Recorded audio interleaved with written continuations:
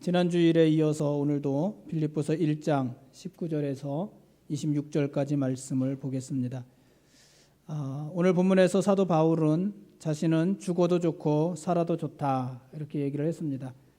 그래서 오늘 본문 21절에 이는 내가 사는 것이 그리스도니 죽는 것도 유익함이라 이렇게 말하기도 했습니다. 자신은 살아도 좋고 죽어도 괜찮다는 것입니다. 그래서 오늘 전체 이 본문 말씀을 보면은 자기는 살아도 좋고 죽어도 괜찮지만은 그래도 굳이 선택을 하라면 바울은 차라리 죽는 것이 자신에게 더 낫다고 했습니다.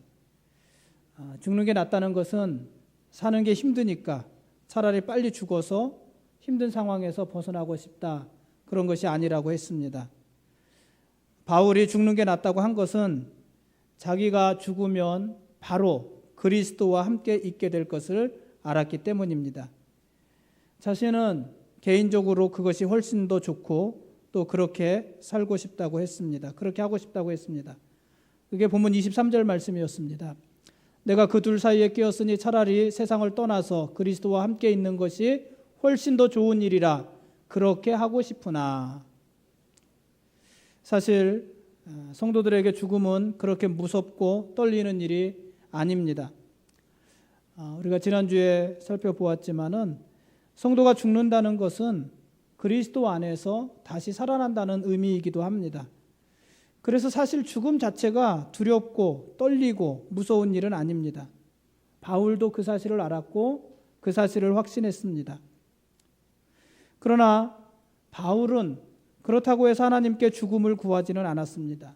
오히려 오늘 본문 말씀에서 사도 바울은 하나님께 삶을 구했습니다. 왜 그랬다고 그랬습니까? 바울이 죽는 것이 더 유익이지만 그래도 내가 살고 싶다고 말을 한 것은 왜냐하면 아직은 자기가 살아있는 것이 빌립보 교회에 또 그 성도들에게 더 유익한 일이었기 때문이었습니다. 그래서 바울은 오늘 본문 24절에서 이렇게 말을 했습니다. 내가 육신으로 있는 것이 너희를 위하여 더 유익하리라.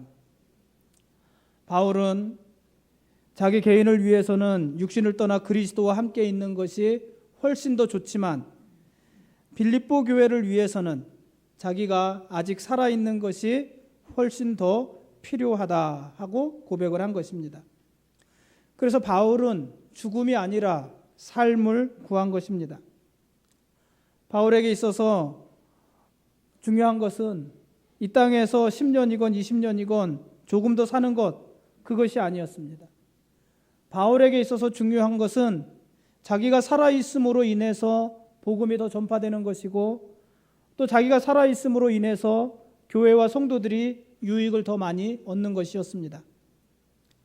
바울에게 있어서 중요한 것은 단순히 조금 더 사느냐 덜 사느냐 내가 사느냐 죽느냐 그 문제가 아니라 살아도 주를 위해서 살고 죽어도 주를 위해서 죽는 것이었습니다. 그래서 우리는 지난 주일에 내게 사는 것이 그리스도니라는 바울의 신앙 고백에 대해서 묵상을 했습니다.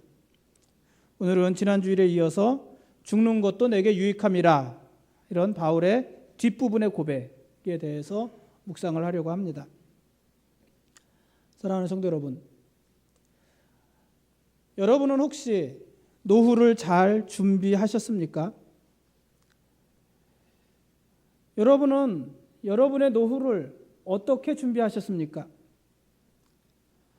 사람들은 노후를 준비하는 일에 참 열심히 있습니다. 열심히 노후를 준비합니다.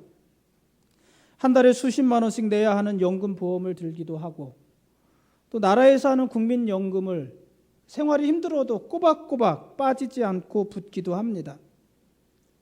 사람들은 오늘에 안주하지 않고 내일을 준비하면서 사는 사람을 지혜로운 사람이라고 합니다.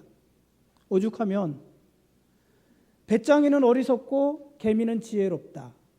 이렇게 우리 아이들에게 우리 자녀들에게 아주 주입식으로 가르쳐주고 있습니다.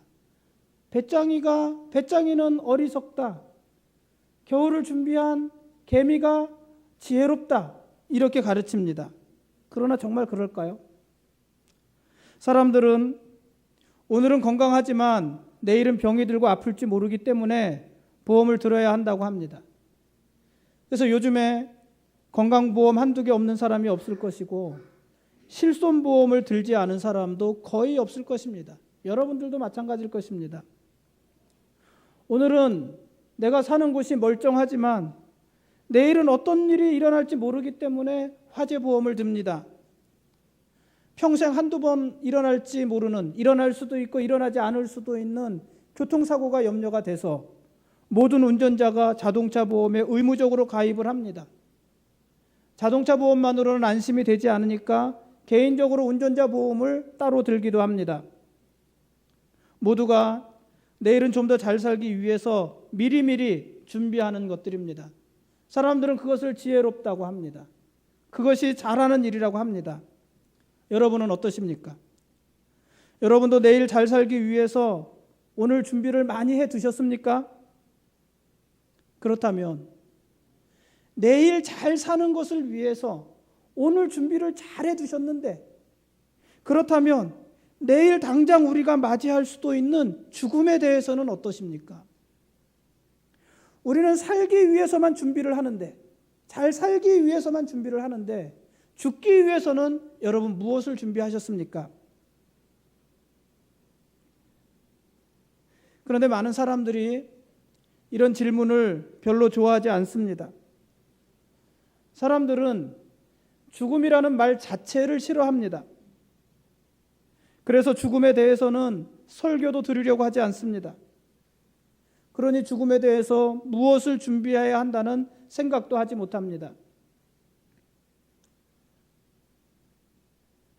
그러나 우리에게 죽음만큼 분명한 내일은 없습니다.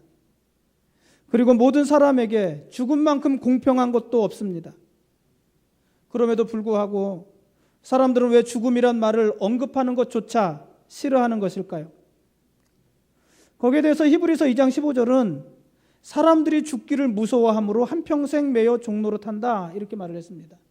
왜 죽음에 대해서 싫어하는가? 죽음이란 말을 왜 싫어하는가? 싫어하는 것이 아니라 죽음을 무서워하는 것이다, 이렇게 말을 하고 있습니다. 사람들이 죽기를 무서워한다는 것입니다. 정말 그런 것 같습니다. 사람들은 본능적으로 죽음을 무서워합니다. 여러분은 혹시 지금까지 살면서 죽음의 문턱에 이르러 본 적이 있으십니까? 여러분은 혹시 불치의 병을 선고받아 본 적이 있으십니까? 그때 기분이 어떠셨습니까? 대부분의 사람들은 암이나 다른 불치의 병에 이렇게 선고를 받으면, 불치병에 걸렸다는 선고를 받으면 보통 몇 단계, 순서적으로 몇 단계 그 공통적인 반응을 보인다고 합니다. 물론 뭐 모든 사람이 그런 것은 아니지만 일반적으로 그렇다고 합니다. 첫째로, 내가 당신이 불치병에 걸렸습니다, 암에 걸렸습니다, 이런 진단을 받으면 첫째 보이는 반응이 거기에 대해 부정하는 것이라고 합니다. 그럴 리 없다는 것입니다. 자기가 불치병에 걸렸다는 사실을 부정하는 것입니다. 나에게 그런 일이 일어날 리 없다는 것입니다. 그래서 이런 단계에 있는 사람들은 병원을 많이 돌아다닙니다. 내가 이 병원에서 그 진단을 받았지만 그럴 리 없기 때문에 또 다른 병원을 가고 또 다른 병원을 가고 또 다른 병원을 가봅니다. 다른 병원에서는 다른 진단이 나올지도 모른다고 기대하는 것입니다. 그런데 병원을 여러 군데 다녀봐도 똑같은 진단이 나옵니다. 그러면 두 번째로 보이는 반응이 있는데, 두 번째 보이는 반응은 분노라고 합니다. 분노. 어떤 것입니까? 왜 하필 나에게 이런 일이 일어났느냐는 것입니다. 내가 남들보다 크게 잘못한 것도 없고 내가 남들보다 크게 잘못 산 것도 없는데 왜 하필 나에게 이런 병이 찾아왔느냐 하는 것입니다. 그래서 이 분노의 단계에 있는 사람들은 모든 것을 원망하고 불평합니다. 심지어 하나님을 원망하고 아무런 관계없는 교회와 목사를 원망합니다. 마치 자기가 불치의 병에 걸린 것이 다른 사람의 책임인 것처럼, 교회의 책임이고 목사의 책임이고 성도들의 책임이고 하나님의 책임인 것처럼 분노하면서 책임을 전가합니다. 그러다 지칩니다. 그래서 세 번째 나타나는 반응이 체념이라고 합니다. 체념. 어쩔 수 없이 자기의 병을 인정하고 받아들이는 것입니다. 아무리 부정해도 그 사실이 변하지 않고, 아무리 분노해도 그 그 사실이 변하지 않으니까 체념하고 그것을 인정하며 받아들이는 것입니다. 자신이 아무리 악을 써도 상황이 변하지 않는다는 것을 인정하고 자기 몸에 몹쓸 병이 들어왔다는 것을 어쩔 수 없이 인정하는 것입니다. 그리고 이 체념의 단계에 들어오면 그때부터 살고자 몸부림을 친다고 합니다. 어떻게 몸부림을 치냐면 병원에서 내리는 그 진단과 처방 말고 온갖 민간요법을 다 찾아다닌다고 합니다. 온갖 민간요법을 다 찾아다니고 다 적용한다고 합니다. 살 수 있는 모든 일을 다 하는 것입니다. 그래서 처음에 뭐라고요? 처음에 부정, 그 다음에 뭐라고요? 분노, 그 다음에 뭐라고요? 체념, 이런다고 합니다. 그런데 이 불치의병에 걸린 사람들이 보이는 이런 반응들은 사실은 모두가 죽음에 대한 두려움을 대변하는 행동들입니다. 자기가 불치의병에 걸렸다는 사실을 부인하는 것도 불치의병으로 인해서 죽을 것이 두려운 것이고, 자기가 불치의병에 걸렸다는 사실에 대해서 분노하는 것도 내가 이 병 때문에 죽는 것이 두려워서 분노하는 것이고, 자기가 불치의병에 걸렸다는 사실을 받아들이고 그래서 살려고 애쓰는 것도 사실은 죽음에 대한 두려움이라는 것입니다. 이렇게 사람들은 죽음을 두려워합니다. 그런데 오늘 본문에서 사도 바울은 죽음이 두렵지 않다, 이렇게 말한 것입니다. 사도 바울은 죽음을 두려워하지 않았습니다. 뿐만 아니라 사도 바울은 죽는 것조차도 내게는 유익이다, 이렇게 고백했습니다. 어떻게 그럴 수 있었을까요? 사도 바울도 우리와 똑같은 성정을 가진 사람인데 어떻게 사도 바울은 죽음조차 두려워하지 않고 죽음조차도 나에게 유익이라고 말할 수 있었을까요? 바울에게 있어서 죽음은 특별한 것이 아니었습니다. 바울에게 있어서 죽음은 이 세상을 떠나서 더 나은 곳으로 가는 그 일에 지나지 않았습니다. 오늘 본문 23절 말씀입니다. 이렇게 기록을 했습니다. 내가 그 둘 사이에 끼었으니 차라리 세상을 떠나서 그리스도와 함께 있는 것이 훨씬 더 좋은 일이라 그렇게 하고 싶으나. 내가 그 둘 사이에 끼어 있습니다. 뭐라고 그랬습니까? 이 둘이 뭐라고 그랬습니까? 사는 것과 죽는 것 사이에 끼어 있다는 거예요. 내가 사는 것과 죽는 것 사이에 끼어 있는데 나는 차라리 세상을 떠나서 그리스도와 함께 있는 것이 훨씬 더 좋은 일이다, 이렇게 말을 했어요. 여기서 죽음이라는 것을 상징한 말은 뭐냐면은 세상을 떠난다는 말이에요. 떠난다. 그렇죠? 세상을 떠난다. 이게 우리가 말하는 죽음의 표현이잖아요. 우리도 그렇게 표현을 하잖아요. 예수 믿는 사람도 그렇게 표현하고 예수 믿지 않는 사람도 그렇게 표현하잖아요. 바울도 죽음을 뭐라고 표현했냐면 세상을 떠나서, 이렇게 표현을 했습니다. 근데 이 떠나서라는 이 말은 어떤 의미를 가지는 말이냐면은 야영지에서 천막을 치고 지내던 사람이 천막을 걷고 야영지를 떠나는 것, 그것을 의미하는 말입니다. 우리가 캠핑을 가잖아요. 캠핑을 가면 캠프장에 가면은 캠프장에 이렇게 텐트를 치잖아요. 천막을 치고 그곳에서 2박 3일이든 3박 4일이든 뭐 일주일이든 10일이든 있다가 그 기간이 지나면 어떻게 해요? 이제 떠나야 된단 말이에요. 그래서 텐트를 다 접고 천막을 다 접고 그 야영지를 정리하고 떠나는 거예요. 집으로 가던 다음 장소로 가건 떠나는 거예요. 여기서 떠나서는 그런 의미의 말이다, 그것을 상징하는 말이다 하는 말입니다. 그래서 바울은 우리가 사는 세상을 어떤 곳으로 이해를 했냐면 천막을 치고 지내는 야영지로 이해를 한 거예요. 캠핑장으로 이해를 한 거예요. 그리고 죽음은 뭐라고 생각한 거냐면 그 야영지에서, 캠핑장에서 천막을 걷고 하나님이 예비하신 다른 곳으로 떠나는 것, 그것이 죽음이다, 이렇게 생각을 한 것입니다. 고린도후서 5장 1절에서 바울은 이렇게 말했습니다. 만일 땅에 있는 우리의 무슨 집이요? 장막집, 잘 지어진 뭐 벽돌집, 잘 지어진 뭐 통나무집, 잘 지어진 또 뭐로 집니까? 뭐로 짓죠? 벽돌, 통나무, 또 뭐가 있어요? 황토집, 이런 것이 아니라 잘 지어진 뭐예요? 장막집. 만일 땅에 있는 우리의 장막집이 무너지면 그럼 어떻게 해요? 하나님께서 지으신 집 곧 손으로 지은 것이 아니요 하늘에 있는 어떤 집이요? 영원한 집. 장막집은 어떤 집이에요? 시간이 지나면 걷어버릴 집이에요. 영원한 집이 아니란 말이에요. 잠시 머무는 집인데 그 집을 걷고 하나님이 지으신 손으로 짓지 아니하는 하늘에 있는 어떤 집? 영원한 집. 영원한 집이 우리에게 있는 줄 아느니라. 이렇게 말을 했어요. 그러니까 바울이 생각한 죽음은 뭐냐면 장막집을 걷고 하나님이 지으신 집에 이르는 것입니다. 그게 죽음이었습니다. 그러니까 뭐가 없어지고 사라지고 이게 아니라 장막집에 살던 사람이 장막을 걷어버리고 영원한 본래의 집, 그 집으로 떠나는 것이다. 돌아가는 것이다. 그것이 죽음이다. 이렇게 말을 한 것이에요. 그런데 하나님이 지으신 그 집은 손으로 지은 집이 아닙니다. 그리고 그 집은 잠시 잠깐 머물다 갈 집도 아니고 우리가 영원토록 살 집입니다. 결국 바울이 생각한 죽음이란 이 세상에서 하나님이 준비하신 다음 세상으로 가는 행위에 불과했던 것입니다. 그래서 바울은 오늘 본문에서 죽음을 세상을 떠나서 그리스도와 함께 있는 것이다, 이렇게 표현을 했던 것입니다. 그러니까 바울이 내가 죽는 것도 유익하고 사는 것도 그리스도 안에 사는 것이고 죽는 것도 유익합니다, 이렇게 말을 한 것은 죽음 그 자체가 유익하다는 것이 아니라, 내가 죽는 것 그 자체가 유익한 것이 아니라 죽음 이후에 맞이하게 될 그 상태, 상황, 그것이 나에게 유익한 것이다, 이렇게 말을 하고 있는 것입니다. 사실 죽음 자체는 아무것도 아니지 않습니까? 뭐 죽음 자체가 유익할 것이 뭐가 있겠습니까? 그러나 죽음 이후에 그리스도와 함께 있을 수 있다는 것은 이 세상에서 몇십 년, 몇십 년을 더 사는 것보다도 훨씬 더 좋은 일이고 훨씬 더 유익한 일이다 하는 것입니다. 그것이 바울의 고백입니다. 바울이 이 세상에서 사는 것을 어떻게 보았는지는 빌립보서 3장 20절 말씀에도 나옵니다. 이렇게 말을 했습니다. 그러나 우리의 시민권은 하늘에 있는지라 거기로부터 구원하는 자 곧 주 예수 그리스도를 기다리노니. 바울은 우리의 시민권이 이 땅에 있다고 하지 않았습니다. 우리의 시민권은 하늘에 있다고 했습니다.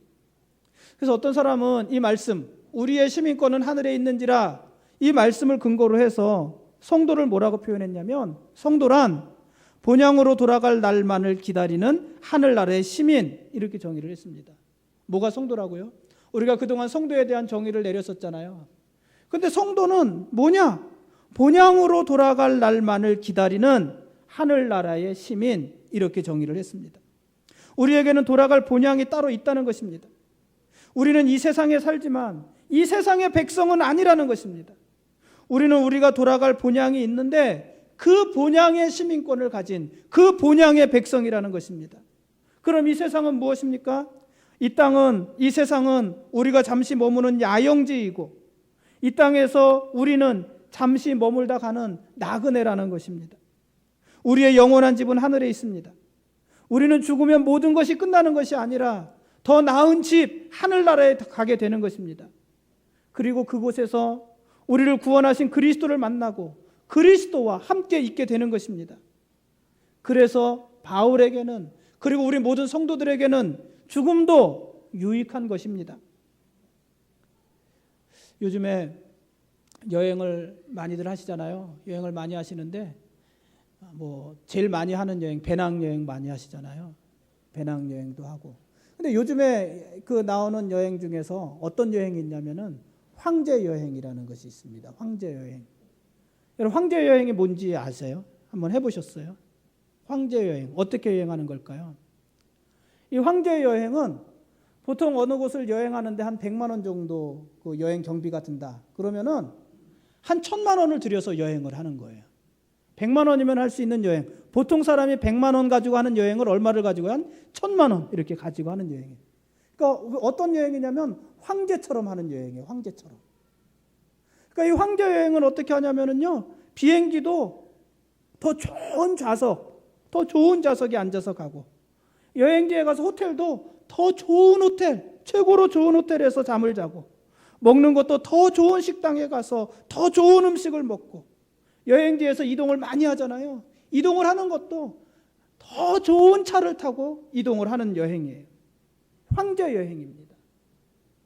근데 여러분, 아무리 황제 여행을 한다 할지라도요, 100만 원짜리 여행을 1000만 원을 주고 여행을 할 수도 있고 1억을 주고 여행을 할 수도 있는데, 아무리 황제 여행이라 할지라도요, 2박 3일이건 6박 7일이건 9박 10일이건 13박 14일이건 그 여행 일자가 끝나면 어떻게 해야 되는 것입니까? 집으로 돌아오는 것입니다. 아무리 황제 여행이라 하더라도 여행 일정이 끝나면 집으로 돌아오는 것입니다. 이 황제 여행과 반대 개념에 있는 것이 아마 배낭여행일 거예요. 배낭여행. 배낭여행은 자기가 다 해결하면서 여행하는 거잖아요.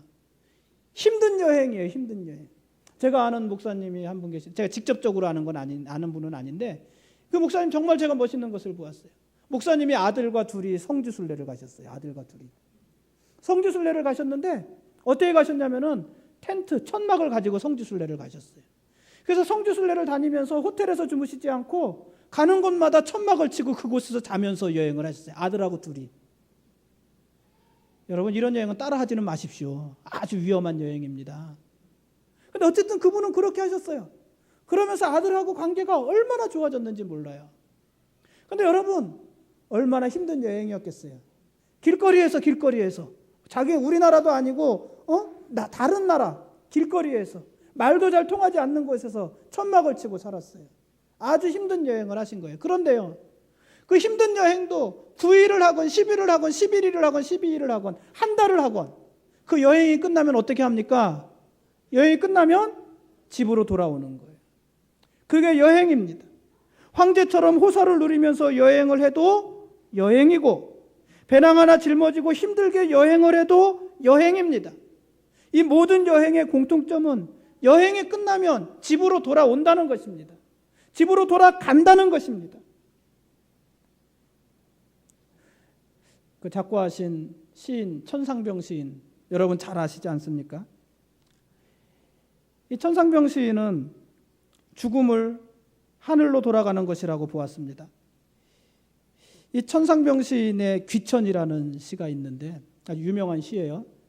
제가 또 개인적으로 굉장히 좋아하는 시기도 합니다만은 마치 성경 같아요. 시가 그냥 시인이 쓴 시인데 제가 한번 적어왔습니다. 한번 읽어보겠습니다. 귀천. 이 귀천이란 말이 뭐예요? 하늘로 돌아간다는 거예요. 하늘로 돌아간다. 귀천, 천상병. 나 하늘로 돌아가리라. 새벽빛 와 닿으면 쓰러지는 이슬 더불어 손에 손을 잡고. 나 하늘로 돌아가리라. 노을빛 함께 단 둘이서 기슭에서 놀다가 구름 손짓하면은. 나 하늘로 돌아가리라.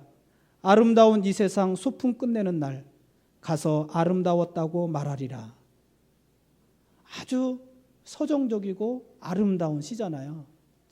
이 세상을 소풍이라고 표현을 했어요. 소풍. 그 자기가 하늘나라에 돌아가면 뭐 누구한테 말을 하는지 모르겠지만 이 소풍이 참 아름다웠다 이렇게 말하겠다. 이런 시를 지었습니다. 근데 사실 이 천상병 시인은요, 굉장히 고단한 삶을 살았던 분입니다. 이 천상병 시인은 중학교 때 일본으로 유학을 했고 또 해방 후에 우리나라 돌아와서는 서울대학교를 졸업한, 상경대를 아마 졸업했을 거예요. 서울대를 졸업한 수재였습니다. 그런데 군사정권 시절에 동백림사건에 연루가 되면서 감옥살이를 하게 됩니다. 그리고 그때 감옥살이를 하면서 아주 심한 고문을 받게 되는데 평생 동안 그 고문의 후유증으로 시달리면서 살았던 분이 이 천상병 시인입니다.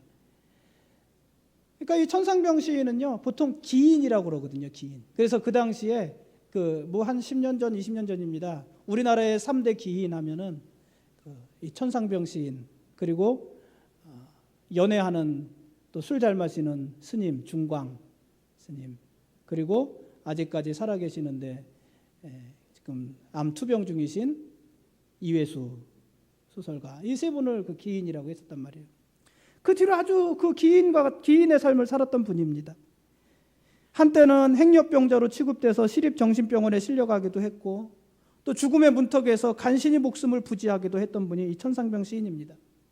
그런데 이렇게 아주 어려운 그런 삶을 살았던 이 천상병 시인이 묘사하는 죽음은 참 아름답습니다. 여러분, 이 시를 보면서 어떤 느낌이 듭니까? 저는 뭐 이런 생각도 듭니다. 소풍이라는 생각도 들고, 우리가 어릴 때 밖에 나가서 막 놀고 있는데 신나게 놀고 있는데 엄마가 부르시잖아요. 언제 부르세요? 밥 먹을 시간 되면 부르잖아요. 누구야? 밥 먹어! 부르잖아요.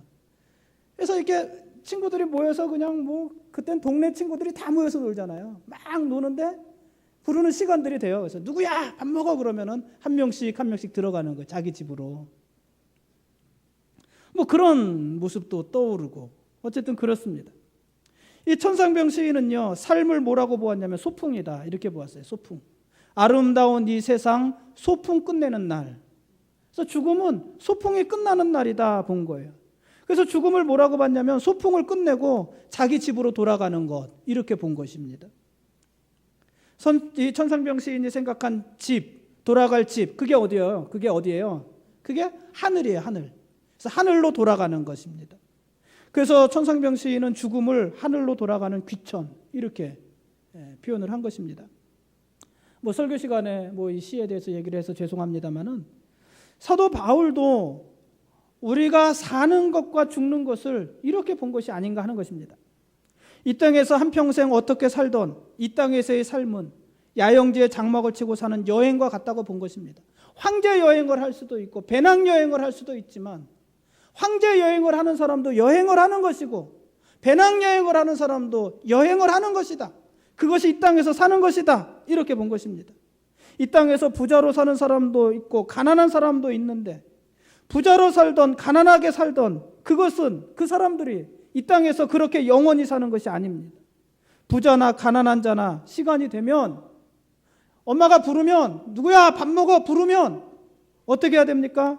이 땅에서 장막을 걷고 하나님이 준비하신 집 본향으로 가야 되는 것입니다. 그게 죽음입니다. 그래서 이 땅에서 우리는 나그네고 순례자인 것입니다. 그런데 우리가 이 땅에서 장막을 걷고 본향에 가면 그곳에 누가 계시는 거예요? 그곳에 그리스도가 계신다는 것입니다. 지금은 우리가 그리스도를 보는 것이 거울로 보는 것처럼 희미하지만 그때에는 우리가 그리스도를 얼굴과 얼굴을 대하여 보게 될 것입니다. 지금은 우리가 그리스도에 대해서 부분적으로 알지만 그때에는 우리가 주께서 우리를 아신 것처럼 우리도 그리스도를 온전하게 알게 될 것입니다. 바울은 죽음을 얘기할 때 그 일을 생각한 것입니다. 그랬더니 너무나도 좋았던 것입니다. 그래서 바울은 내가 지금 감옥에서 살 수도 있고 죽을 수도 있지만 나 개인적으로는 사는 것보다 죽는 것이 더 낫다. 죽어서 그리스도 앞에 있는 것이 더 낫다. 이렇게 고백한 것입니다. 말씀을 맺겠습니다. 오늘 말씀을 맺으면서 세 가지를 묵상하고 싶습니다. 첫째, 죽음에 대한 두려움을 어떻게 극복할 것입니까? 죽음에 대한 두려움을 극복할 수 있게 하는 것이 복음입니다. 죽음은 죄의 결과입니다. 로마서 6장 23절에 죄의 삭은 사망이요 이렇게 말을 했습니다. 죄의 결과 죽음이 찾아온 것입니다. 하나님이 만드신 하나님이 원래 사람을 만드실 때는 이 죽음이 계획되어 있지 않았습니다. 그런데 사람들이 죄를 지면서 죄의 삭스로 죽음이 찾아온 것입니다. 히브리서 9장 27절에서는 한 번 죽는 것은 사람에게 정해진 것이요 그 후에는 심판이 있으리니 이렇게 말을 했습니다. 사람들은 죽음을 두려워한다고 했습니다. 왜 죽음을 두려워할까요? 사람들이 죽음을 두려워하는 것은 죽음은 죄의 결과고 그래서 죽음 이후에는 하나님의 심판이 있기 때문인 것입니다. 사람들이 죽음을 두려워하는 것은 죽는 것 자체를 두려워하는 것이 아니라 죽음 후에 있을 하나님의 심판을 본능적으로 두려워하는 것입니다. 자기가 살 때는 이 땅에서의 삶이 전부인 것처럼 살았지만 사실은 죽음 이후에 하나님의 심판이 있다는 것을 본능적으로 아는 것입니다. 그래서 죽음이 두려운 것입니다. 그것을 아는 것이 죄인인 사람들의 본능입니다. 그런데 복음은 죄의 문제를 해결하는 것 아닙니까? 복음은 예수님이 우리를 대신해서 십자가에 죽으심으로 우리 모든 죄의 문제를 해결하셨다. 우리의 모든 죄를 용서하셨다. 그것을 전하는 것이 복음입니다. 예수님께서 십자가 위에 죽으심으로 우리의 죄 문제를 해결하셨다는 것입니다. 이 사실을 믿는 자들에게는 더 이상 죄가 문제가 되지 않습니다. 그리고 죄의 문제를 해결한 사람은 더 이상 죽음도 두렵지 않습니다. 왜 그렇습니까? 죽음 후에 하나님의 심판이 있는 것이 아니라 죽음 후에 천국에서 그리스도와 함께 영원히 영생할 것이 약속된 것을 아는 것이 복음이기 때문에 그렇습니다. 사도 바울의 고백처럼 만일 땅에 있는 우리의 장막집이 무너지면 우리가 죽으면 그것으로 끝나는 것이 아니라 심판이 있는 것이 아니라 하나님께서 지으신 집 곧 손으로 지은 것이 아니요 하늘에 있는 영원한 집이 우리에게 있는 줄 알기 때문에 복음은 죽음을 두려워하지 않게 하는 것입니다. 그러므로 사랑하는 성도 여러분, 만일 죽음이 두렵고 죽음 이후의 일이 두려우시다면 사랑하는 성도 여러분, 복음을 받아들이십시오. 예수 그리스도를 믿으십시오. 그럼 죽음에 대한 두려움을 이길 수 있는 것입니다. 그리고 여러분이 만일 나는 예수님을 믿음에도 불구하고 여전히 죽는 것이 두려우시다면 여러분의 믿음을 더욱더 견고히 하십시오. 죽음은요, 서운한 일일 수는 있습니다. 어쨌든 죽음은 이 땅에서 우리가 평생 동안 같이 했던 가족과 우리의 모든 것과 오랫동안 이별하는 거잖아요. 헤어지는 거잖아요. 그러니 죽음은 서운한 일일 수 있습니다. 아주 슬픈 일일 수 있습니다. 그래서 상가에 가면 여러분 눈물이 날 수밖에 없는 거예요. 왜? 서운하니까, 슬프니까. 그러나 두려운 것은 아닙니다. 그것이 우리가 믿는 복음입니다. 죄인에게는 죽음이 허무한 것이고 저주스러운 것이고 무익한 것입니다. 그런 죽음을 유익한 것으로 바꾸어 주는 것, 그것이 복음입니다. 그래서 죽음에 대한 두려움은 복음으로 극복할 수 있습니다. 바울이 그랬습니다. 두 번째, 사도 바울은 교회를 위해서 개인의 유익을 포기했습니다. 사도 바울이 생각한 개인의 유익은 내가 죽어서 그리스도와 함께 있는 것입니다. 그러나 사도 바울은 그 유익을 포기했습니다. 그리고 살기를 원했습니다. 사도 바울이 살기를 원했던 것은 하나님 10년이라도, 하나님 1년이라도, 하나님 1분이라도 더 살게 해주십시오. 삶에 대한 집착. 영국의 엘리자베스 여왕이 죽을 때 그랬다고 그러잖아요. 만일 내 생명을 1분 1초만이라도 연장시켜주는 사람이 있다면 내가 가진 재산의 반이라도 주겠다고 그랬다잖아요. 여러분, 그것이 아니라, 그렇게 살고자 하는 것이 아니라 내가 살고자 하는 것은 그것이 빌립보 교회에 또 그 성도들에게 유익이기 때문이다. 이것이 바울의 이유였습니다. 오늘 본문 24절 아닙니까? 내가 육신으로 있는 것이 너희를 위하여 더 유익하기 때문이다 하는 것입니다. 26절에서는 내가 다시 너희와 같이 있으므로 그리스도 예수 안에서 너희 자랑이 나로 말미암아 풍성하게 하려 함이라, 이렇게 말을 했습니다. 바울은 자신만 생각하면 지금 당장이라도 죽어서 그리스도와 함께 있는 것이 좋지만 빌립보 교회와 성도들을 생각하니 아직도 살아서 교회와 함께 해야 되겠다는 것입니다.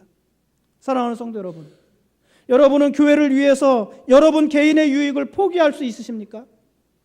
여러분은 교회를 위해서, 성도들을 위해서 여러분의 유익을 포기할 수 있으십니까? 그럴 수 있어야 되는 것입니다. 어떻게 유익을 포기할까요? 사랑하는 성도 여러분, 3월 1일 주일에 성경 암송대회를 합니다. 여러분 그 일에 다 참여하는 것이 유익을 포기하는 것입니다. 왜 그런지 아십니까? 나 개인을 생각하면 그 일은 외워야 되니까, 돌아가지 않는 머리로 암송을 해야 되는 거니까 귀찮은 일이고 힘든 일이고 뭐 이런 것까지 짜증스러운 일일 수 있습니다. 그러나 교회를 생각하면, 또 그 일을 기획한 사람들을 생각하면 여러분들이 모두 협력해 주는 것이 필요한 것입니다. 그게 교회의 유익입니다.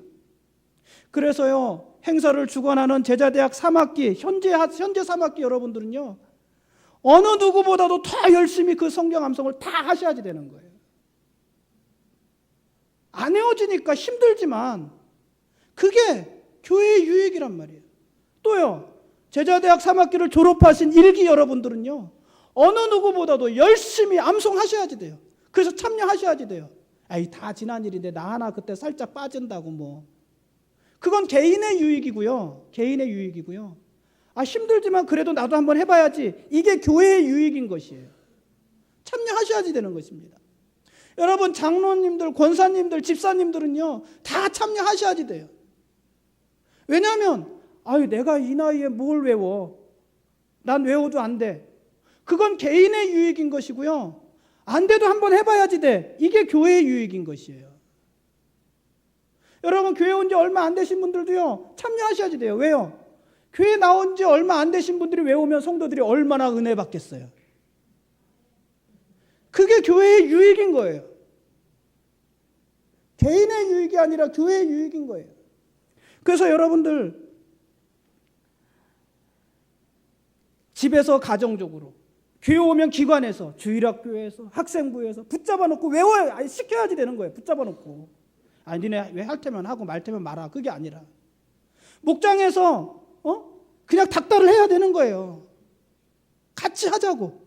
같이 외워보자고. 그게 뭐예요? 개인의 유익을 포기하고 뭐를? 교회의 유익을 얻는 것이에요. 대단한 것이 아니란 말이죠.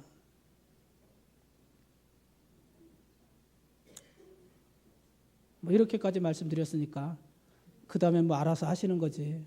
그 다음에 더 말하면은 여러분이 시험 드는 게 아니라 제가 시험에 드니까 그 다음엔 알아서 하시는 겁니다. 저는 할 말 다 했습니다. 어쨌든 사도 바울은 교회를 위해서 개인의 유익을 포기했다. 그래서 오늘 본문 26절에 뭐라고 말을 했습니까? 내가 다시 너희와 같이 있으므로 그리스도 예수 안에서 너희 자랑이 누구로 말미암아?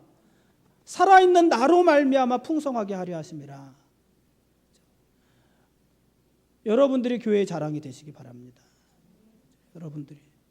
여러분으로 말미암아 자랑이 풍성하게 하기 위해서 여러분 개인의 유익이 아니라 교회의 유익을 선택하는 거예요.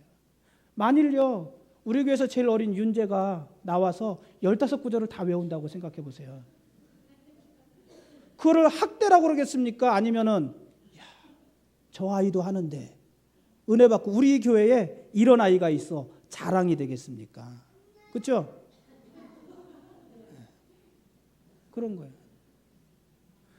그런데 만일 제자대학 하시는 분들이 자기들은 안 외우면서 외우라고만 하는 것이 들통이 났다고 생각해 보세요. 그럼 부끄러움이 되는 것입니다. 여기까지만 하고 마지막 세 번째, 내게 사는 것이 그리스도가 되기 위해서는 아니 내가 죽는 것이 유익이라고 고백하기 위해서는 먼저 내게 사는 것이 그리스도가 돼야 되는 것입니다. 그러니까 내게 사는 것이 그리스도라고 고백할 수 있는 사람이 내게 죽는 것도 유익하다 이렇게 고백할 수 있는 것입니다. 사랑하는 성도 여러분, 의로운 죽음을 죽기 위해서는 먼저 의로운 삶을 살아야 되는 것 아닙니까? 의로운 살던 사람이 죽는 것이 의로운 죽음인 것입니다. 의로운 삶을 살았던 사람이 의로운 죽음을 죽을 수 있는 것입니다. 내게 사는 것이 그리스도가 아니었는데 어떻게 내가 죽는 것도 유익하다고 할 수 있겠습니까? 내가 사는 것이 그리스도와 아무런 상관이 없었는데 어떻게 나는 더 이상 심판과 관계가 없다고 말할 수 있겠습니까? 이 땅에서의 삶이 나그네의 삶이 아니었는데 어떻게 나를 위한 더 좋은 본향이 예비되어 있다고 고백할 수 있겠습니까? 이 땅에다가 거대한 성을 짓고 그곳에서 영원히 살 것처럼 살았는데 어떻게 만일 땅에 있는 우리의 장막집이 무너지면 하나님이 지으신 집 그 손으로 지은 것이 아니요 하늘에 있는 영원한 집이 우리에게 있는 줄 안다 이렇게 고백할 수 있겠습니까? 그러므로 사랑하는 성도 여러분, 죽음도 유익한 삶을 살기 위해서는 먼저 내게 사는 것이 그리스도라는 삶을 사셔야 됩니다. 여러분이 만일 죽는 것도 유익함이라고 분명히 고백하고 싶으시다면 지금 이 자리에서 내게 사는 것이 그리스도다 이렇게 고백하셔야 됩니다. 그리고 그렇게 살아가셔야 됩니다. 그것이 우리의 믿음입니다. 그러므로 여러분의 삶이 오늘 힘이 들고 죽고 싶은 충동이 불쑥불쑥 찾아온다 하더라도 힘을 내서 열심히 사십시오. 최선을 다해서 사십시오. 아무리 사는 것이 힘들어도 하루하루를 견디고 버티십시오. 여러분의 생명을 함부로 하고 소홀히 하지 마십시오. 이를 꽉 깨물고 오늘 하루를 살아내십시오. 그게 믿음입니다. 그렇게 사는 것이 내게 사는 것이 그리스도라는 고백이고 그런 사람이 내가 죽는 것도 유익함이라 그렇게 말을 할 수 있는 것입니다. 우리에게는 사는 것도 그리고 죽는 것도 모두 그리스도 안에서 되어질 일들입니다. 우리는 살아도 주를 위해서 살고 죽어도 주를 위해서 죽는 사람들입니다. 우리는 내게 사는 것이 그리스도니 죽는 것도 유익한 사람들입니다. 이것이 우리에게 있는 부담이 아니라 우리 성도들이 누리는 특권인 것입니다. 기도하시겠습니다. 하나님 아버지,